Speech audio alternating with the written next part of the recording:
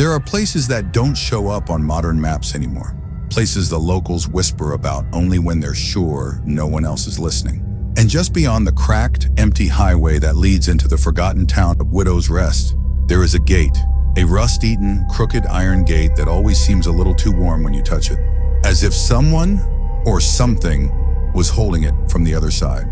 Some nights, when the moon sinks low and the fog curls like fingers around the stone statues, travelers swear they see a lantern glowing deep inside the cemetery.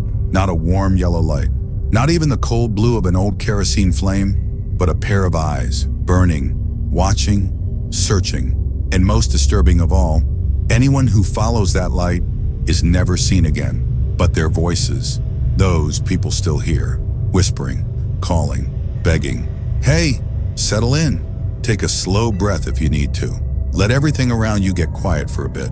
Because tonight, we're going deep into something old, something this town would rather forget, and something that wakes up whenever someone walks too close to Widow's Rest Cemetery. So lean back, let the room fade, let the shadows settle where they want.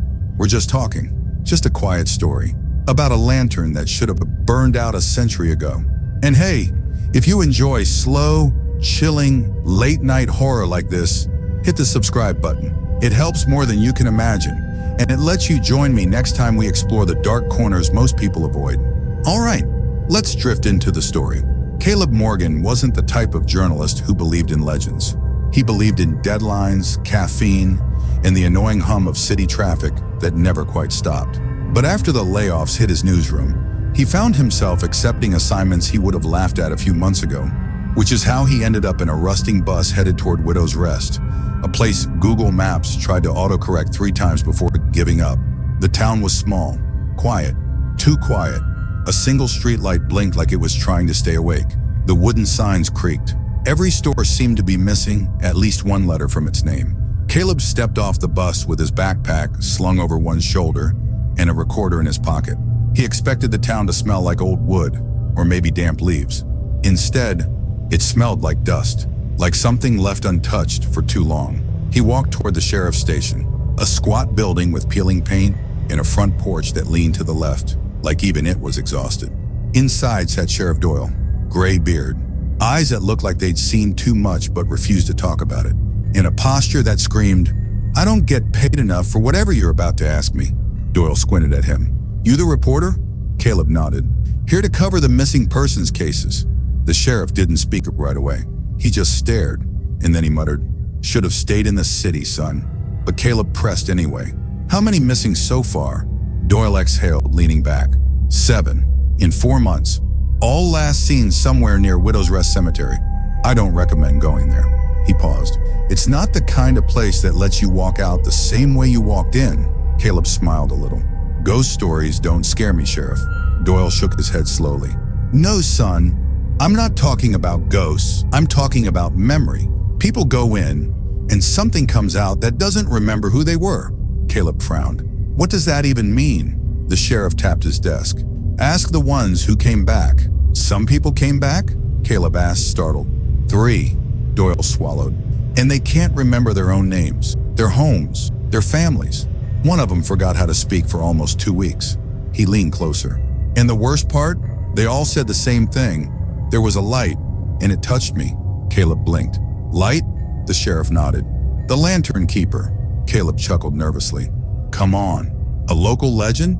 Doyle's jaw tightened. "It's only a legend when it doesn't take people." The sheriff told the story in a low voice, like the walls were listening. Back in the early 1900s, Widow's Rest was known for its cemetery.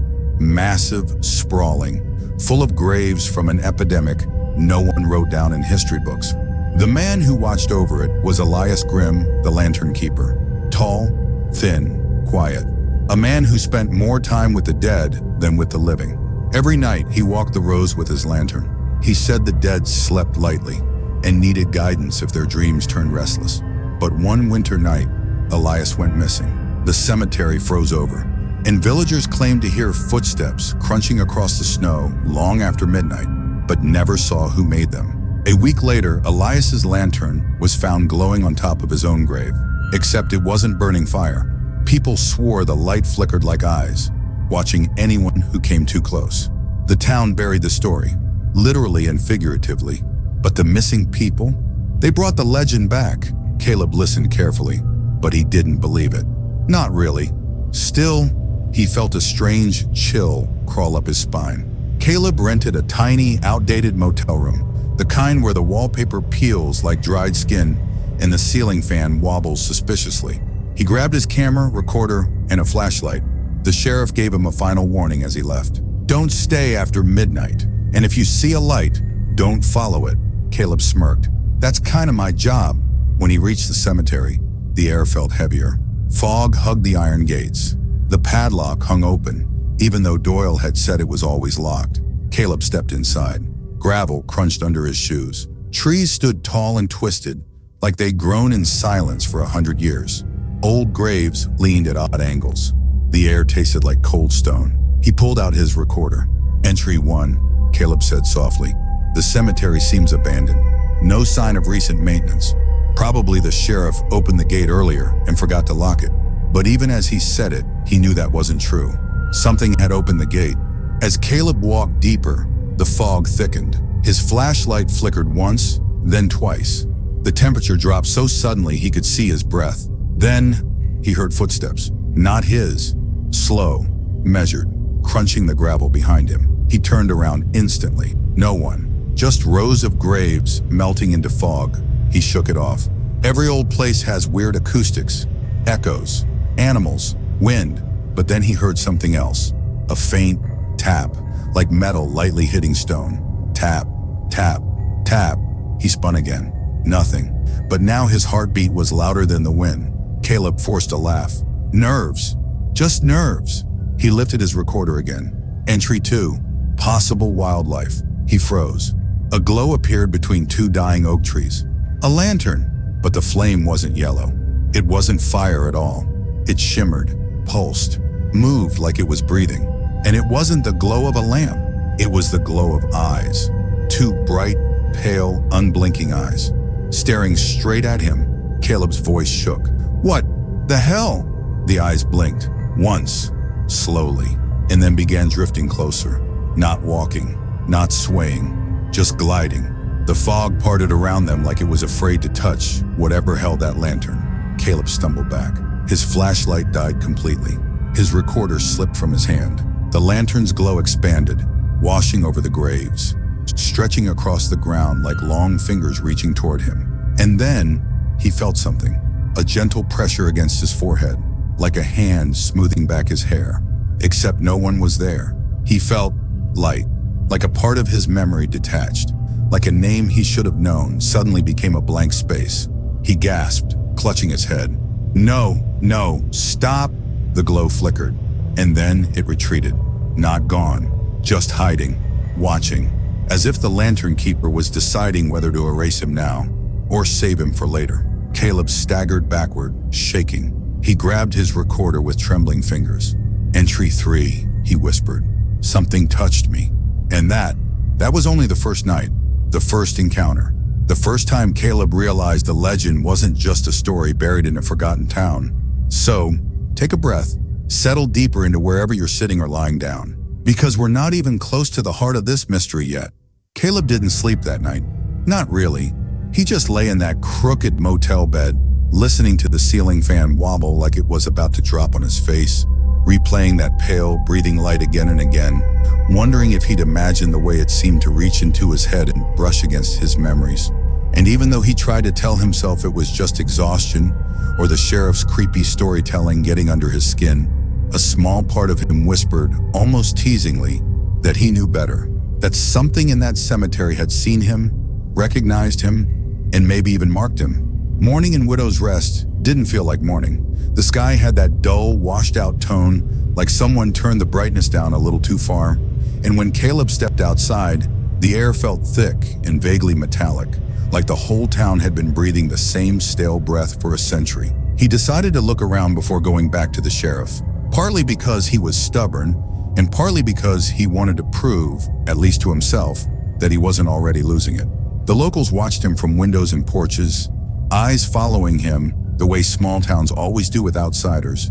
But there was something else in their stare, something like worry or pity. A woman sweeping her porch paused mid-motion as he passed, gripping the broom as if she wanted to warn him, but didn't dare say it out loud. Another man smoking beside an old pickup turned away quickly, muttering, "Shouldn't be out there alone." Caleb shook it off because people in small towns loved acting mysterious, even when the most exciting thing in their lives was a grocery sale.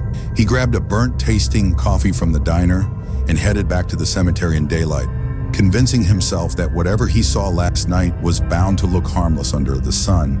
And to be fair, the entrance did look less threatening in the morning. Still old, still rusted, still crooked, but less like a door to something hungry. Inside, the fog had peeled back, leaving the gravestones exposed like old bones drying in the open air.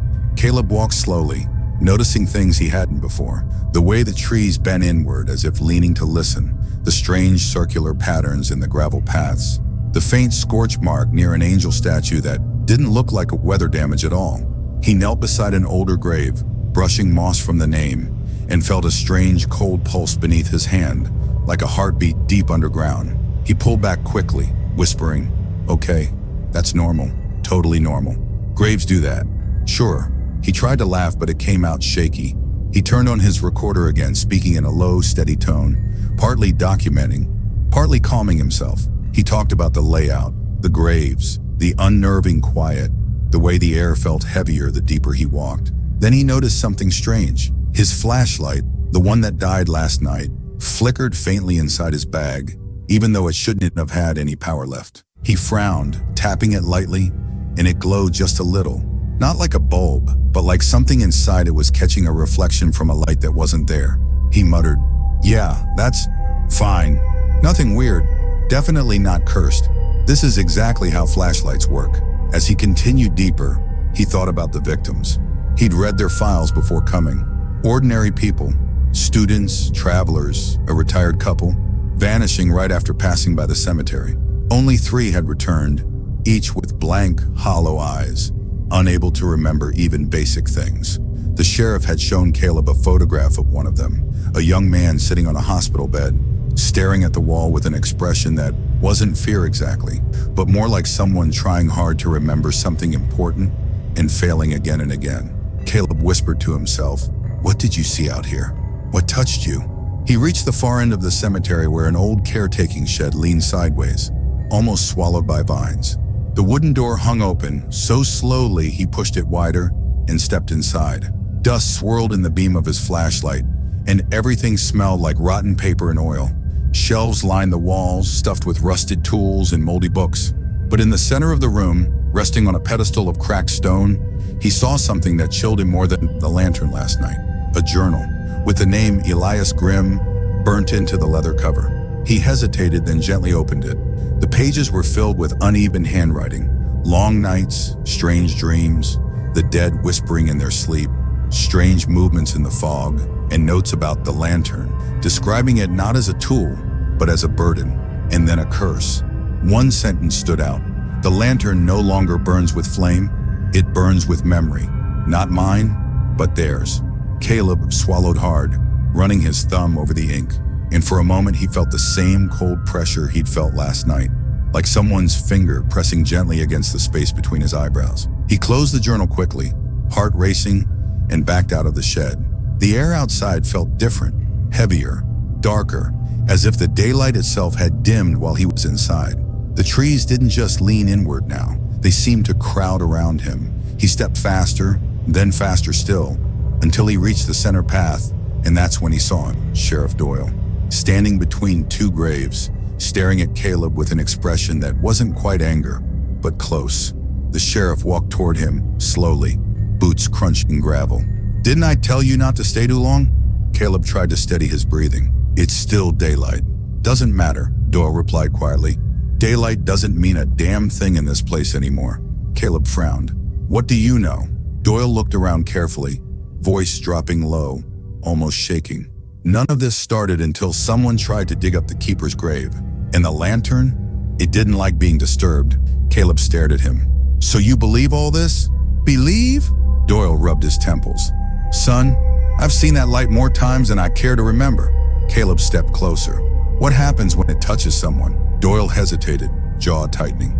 "It takes something. Not all at once, piece by piece. First their sense of direction, then their memories, then their will. And when they're empty enough, it takes the rest. Caleb's skin crawled. What does it want? Company, Doyle whispered. He was alone a long time. He doesn't want to be alone now. The wind shifted suddenly, a cold sweep rolling through the cemetery, and both men tensed. They heard it at the same time, a faint metallic tap, tap, tap, tapping steadily against stone, coming from somewhere behind the graves. Caleb turned slowly, breath catching, and the sheriff grabbed his arm. Don't, Doyle whispered. If you look for him, he'll look back. Caleb pulled his arm free, whispering, he already has. The sheriff cursed under his breath. Then you need to leave, now, before he decides he wants more from you. Caleb didn't argue. The tapping grew louder, echoing through the fog, circling them like someone dragging metal along the stones. He and Doyle walked briskly toward the exit, trying not to run, trying not to show fear, but the tapping followed, steady and patient, almost playful. By the time they reached the gate, the sound stopped suddenly, leaving a silence so thick it pressed against Caleb's ears. Doyle forced the gate shut behind them, locking it quickly, breathing heavily. Caleb whispered, what happens next? The sheriff stared at the iron bars. Next, you pray he didn't like the taste of your memory last night.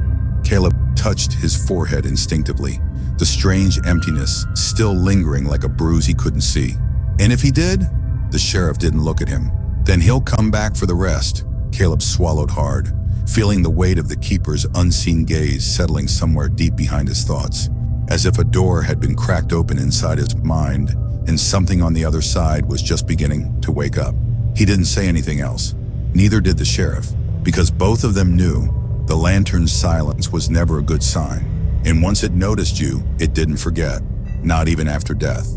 Caleb spent the rest of the afternoon trying to convince himself that the strange heaviness in his mind was just stress, just overthinking, just the residue of too many creepy stories in too short a time. But the truth sat in him like a cold stone, because every now and then he'd reach for a name or a date, or even something simple, like which pocket he usually kept his phone in, and there would be this tiny blank space, like someone had gently erased the edges of that memory with a soft brush. And every time it happened, he felt a quiet panic rise in his chest before sinking again, settling somewhere deep like a slow poison. He walked through Widow's Rest with his hands shoved in his jacket pockets, trying to focus on details, on the way the shadows fell across the old houses, on the strange wooden chimes hanging from porches that didn't seem to move even in the wind, on the pale curtains that swayed just enough to let him know someone was watching from behind them. And part of him wanted to ask the townsfolk about the keeper, but something in their eyes told him that they wouldn't answer. Not because they didn't know, but because they were scared to speak the truth out loud. Back at the motel, he sat on the edge of the bed, flipping through Elias Grimm's journal, tracing the shaky handwriting that grew more frantic the farther he read.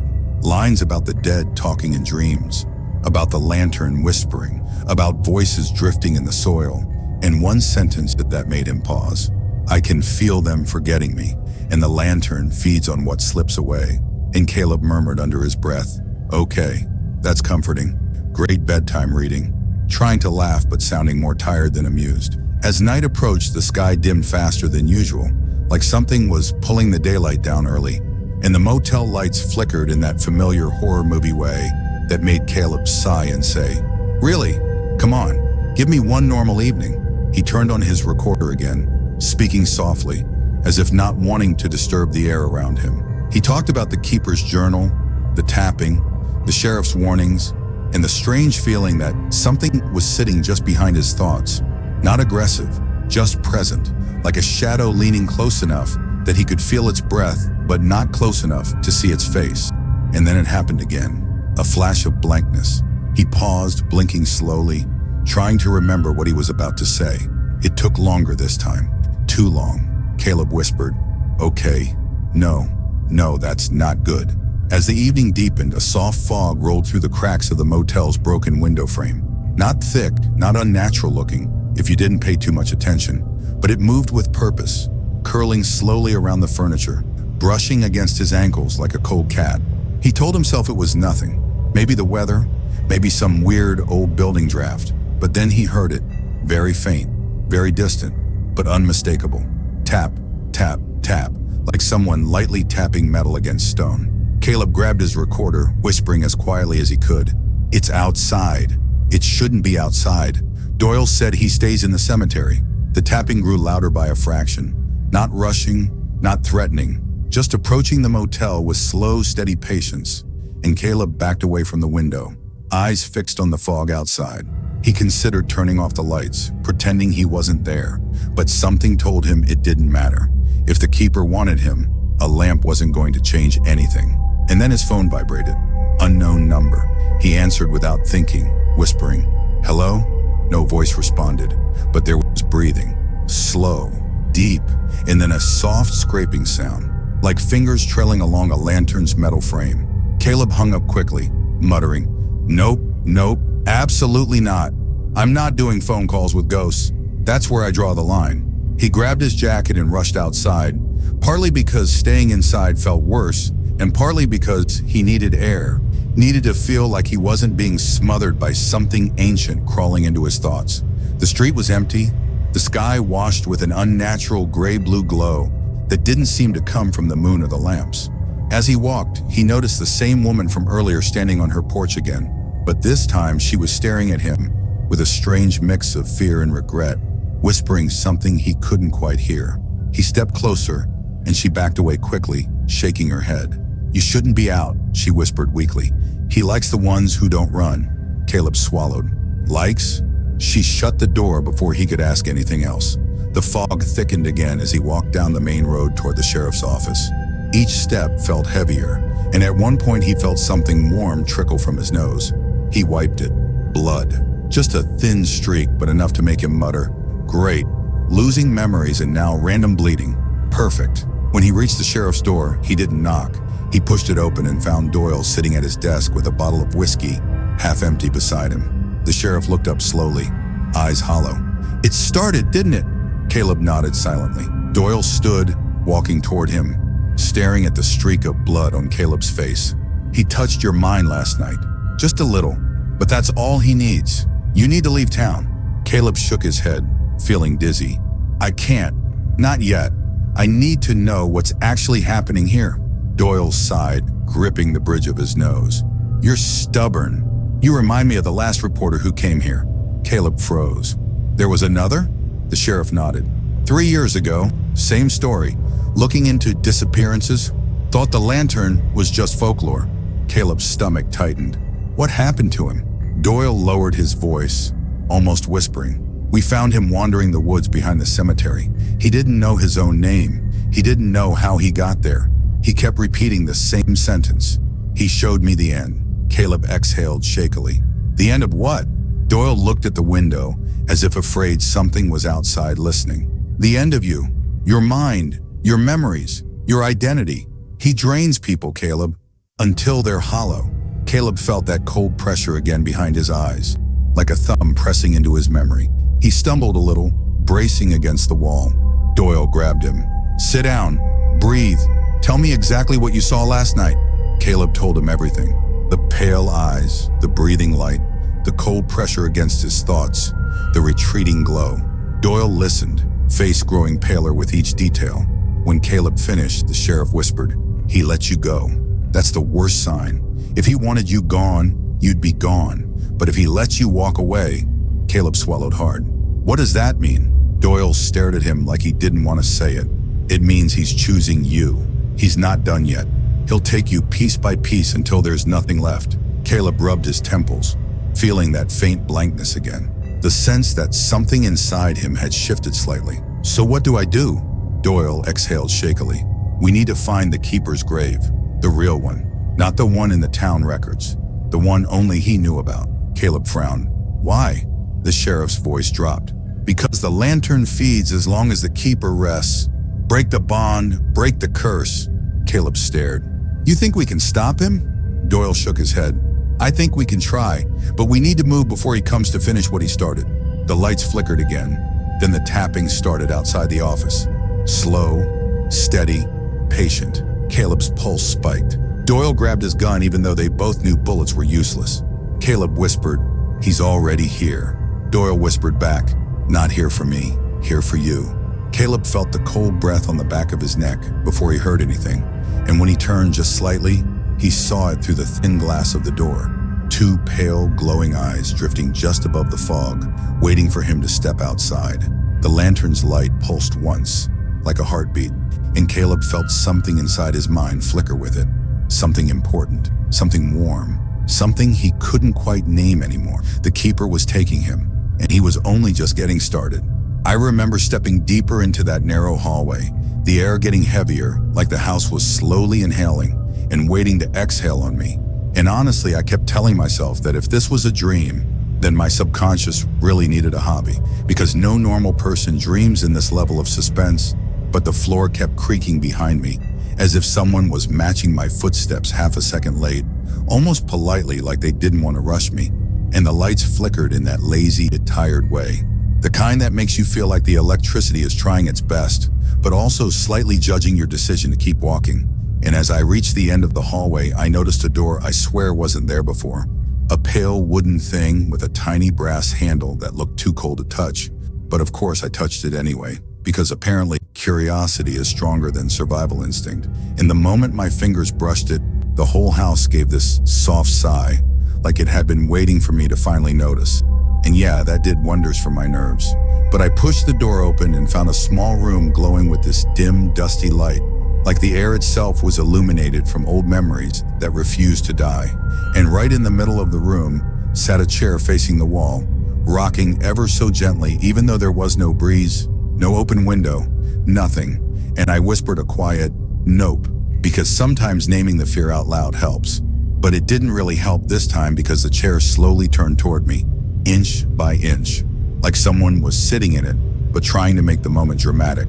And when it finally faced me, it stopped so suddenly that the silence became its own sound.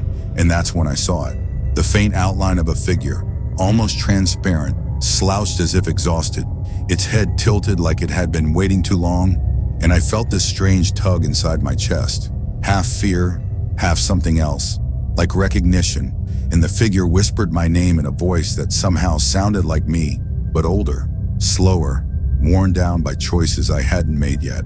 And I stood there frozen, my breath stuck halfway out like time itself took a coffee break. And the figure lifted a shaky hand, pointing at something behind me. And I didn't want to turn around.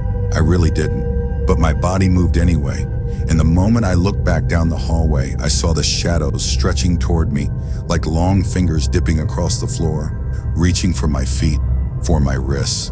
Like they finally got tired of waiting politely, and the door slammed shut behind me so fast the sound punched the air out of my lungs, leaving me trapped in that tiny room with a ghost version of myself in a hallway full of hungry shadows. And that's when the figure leaned close, close enough that I could feel its cold breath. And it whispered, almost apologetic, "You shouldn't have come back." I remember standing there in that tiny room with the door sealed behind me, and the shadows inching closer like they were trying to decide which part of me tasted best. And the ghostly version of myself just stared with that tired, almost sympathetic expression, as if it wanted to warn me, but also kind of wanted to see how I handled the situation. The way you watch someone try to assemble furniture without the manual. And its voice came out thin and cracking, as it whispered that everything in this place was simply a loop, a long, slow cycle of people walking into their own fears and leaving pieces of themselves behind, until the house stitched those pieces into echoes. And I felt this cold dread sliding up my spine, because something about that explanation sounded too familiar. Like when you hear a lullaby you can't remember learning. And the walls began humming softly, a low vibrating sound that felt almost comforting, if it wasn't for the fact that it grew louder every time I breathed. And the shadows finally wrapped around my ankles, gently at first, almost polite again, pulling me toward the hallway like they were guiding me home. And the ghost me reached out as if to stop them, but its hand passed right through me, fading like smoke. And I realized with this slow, sinking feeling that it wasn't trying to save me at all. It was trying to tell me something I had ignored long ago, that I had been here before in dreams that I never remembered, in those quiet moments when I woke up at night feeling watched, and the house had simply been waiting for me to return fully awake this time. So I whispered a soft apology to no one in particular, mostly out of habit, and let the shadows pull me through the narrow hallway that seemed to stretch into a long tunnel of dim, breathing darkness. And as I moved deeper, the air became warmer, strangely comforting, like slipping under a heavy blanket, and I could hear faint whispers around me, not threatening, more like welcoming me back, telling me to rest, to stop fighting, and honestly at that point I was too tired to argue. So when the darkness finally opened into a quiet room that looked exactly like my bedroom but slightly off, like a memory trying its best to imitate reality, I sat down on the bed and felt the mattress breathe underneath me, a slow inhale that lifted me just enough to know it was alive. And for some strange reason that didn't scare me anymore. It just felt inevitable, like this place had always been waiting, and I had always been returning, loop after loop, dream after dream. And as my eyes grew heavy and the whispers faded into a soft, soothing hum, I heard the ghost version of myself settle beside me, whispering in that same gentle tone, "It's okay now, just sleep." And I did, sinking into a darkness that felt strangely familiar, like coming home to a place I had forgotten I belonged to. And the last thing I remember, before everything went quiet, was the house letting out a long, satisfied sigh, as if the story had finally completed its final loop.